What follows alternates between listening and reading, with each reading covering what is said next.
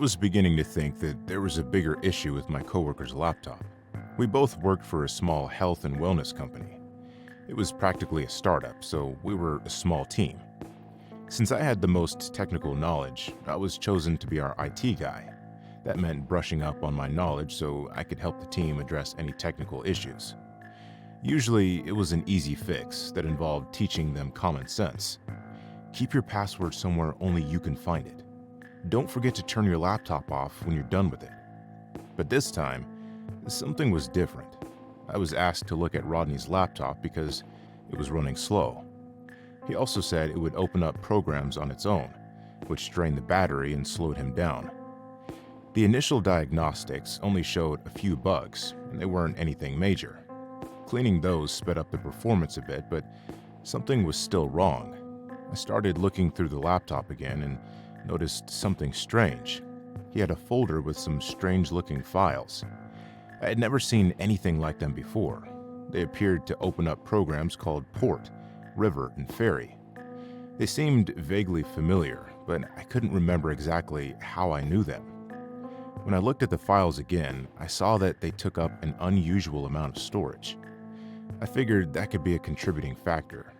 I was about to open them up when I saw a message popped up on the screen. Do not open the files. The cursor hovered over the first one when the text message came in. Stop. I moved the cursor away from the files and opened the message window. I typed up a quick response. Who are you? There was no reply. I pulled out my own laptop to do some more digging. There was no way I was hooking it up to Rodney's laptop, in case it was compromised somehow. Instead, I focused on the program names. I looked them up together and felt a chill as I came to a forum that explained the programs. Together, they all functioned as a way to access the dark web. It was beginning to make sense to me. The Port and River programs connected the user's device to the dark web. The Ferry was what let the user navigate that part of the internet. I wondered why Rodney even had those on his laptop. It then dawned on me that something in those files may have connected his device with someone else's. That could have explained the performance issues and random programs opening up. I started looking up the information for the government's cybersecurity agency.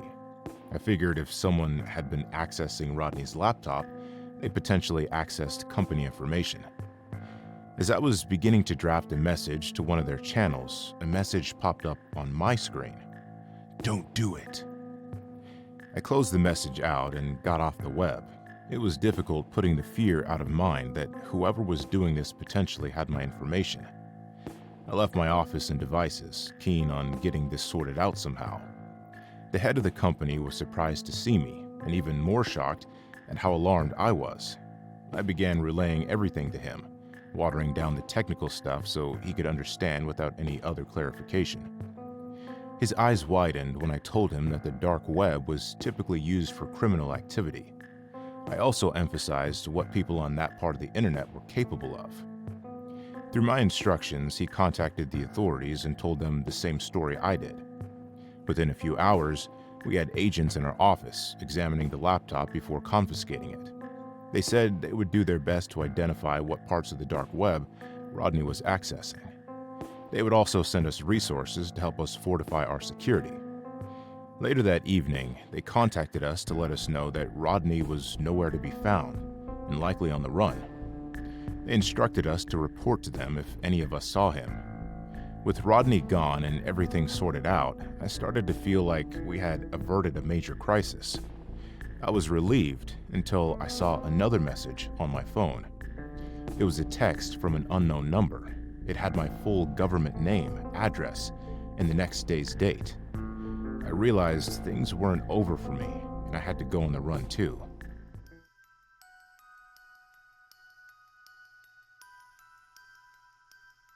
Once I learned how terrifying the dark web truly was, I became obsessed with it and finding a way in. More specifically, I became obsessed with finding my older brother. I had heard of the dark web from him. He had some kind of morbid fascination with it from stories he read online. He shared them with me sometimes. From what he told me back then, the dark web was the scariest part of the internet. It was the kind of place criminals went to when they needed special services. We weren't aware of all the other layers that existed within it.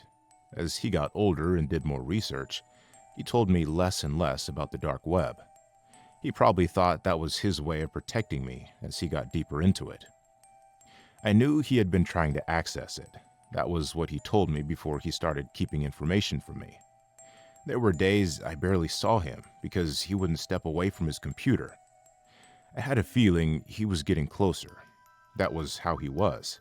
He would fixate even harder on goals when he thought he was close to finishing them. Then the day finally came where he cracked it. He didn't leave the room for days. I tried to check up on him, but he always made me leave. He always made it a point to turn the screen away from me. Then he came out and told me the dark web was worse than he ever imagined.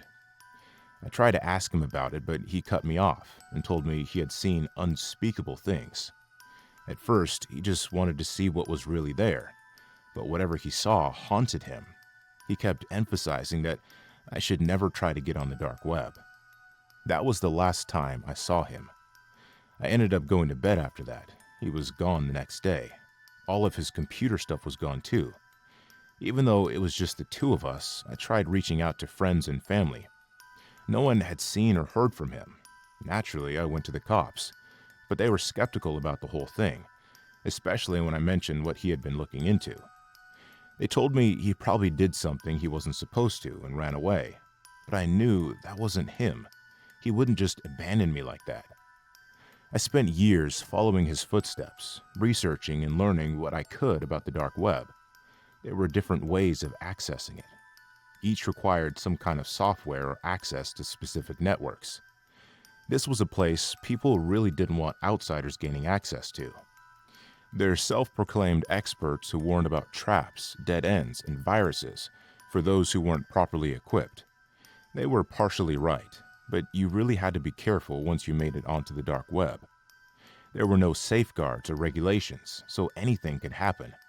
But I was shocked when I finally made it into the dark web. I got a burner laptop and transferred the software I needed from my main computer.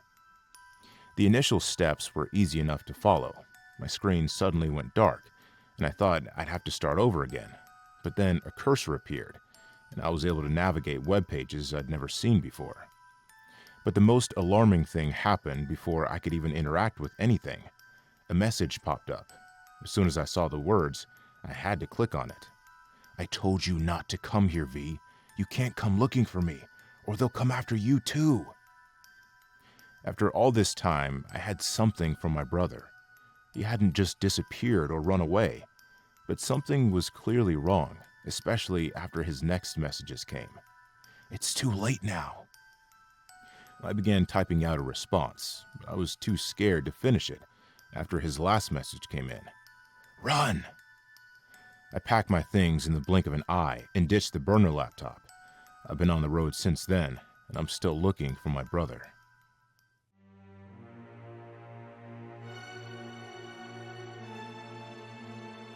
A new phone was cool, especially since I got it cheap. Buying it used meant that it already had some apps and stuff downloaded. But after the first update, I noticed something strange. There was a mysterious app that I hadn't seen before. The logo looked like some kind of demon. I took a screenshot of the icon and sent it to all my friends, but no one could tell me what the app was. I tried looking online and reverse image searching, but nothing matched up with it. Eventually, curiosity got the best of me. I opened the app and the symbol took up the whole screen. When it finished loading, my phone opened some kind of social media platform. It looked like a combination of all the big ones, but the actual posts were strange. I don't know how, but I was able to see all the things people were posting across the platform. I didn't need to set up a profile or anything. There were no friends or followers. It was all just out there. I began to explore and see what kind of platform it was. The first thing I noticed was that there were a lot of hateful posts. These were things no one would post on their regular social media accounts because they'd get banned. Some of them even had pictures I wish I hadn't seen. After some more exploring, I found a tab that showed different videos. It took the third or fourth one for me to realize that they weren't normal videos. They were actually live video feeds. I realized that some of the feeds were from security cameras. There were stores and traffic cameras in smaller neighborhoods. And then I came across something alarming. The feeds also captured people's homes. These were either security cameras or hidden cameras that were placed without people's knowledge. Before I found anything really graphic, I saw a message pop up. It said, "You don't belong here." Out of fear, I closed the app. I saw more notifications pop up, but I couldn't see what they said. Instead of opening it up to check, I deleted the app from my phone. A sigh escaped my lips. I thought I'd put it all behind me, but the next day, I was shocked to my core. The app was on my phone again, and there were even more notifications. I decided to check out the app again. There were more messages. Plenty of them told me I didn't belong on the app. Some of those messages included threats. I was really worried when I saw some of them call me out by name.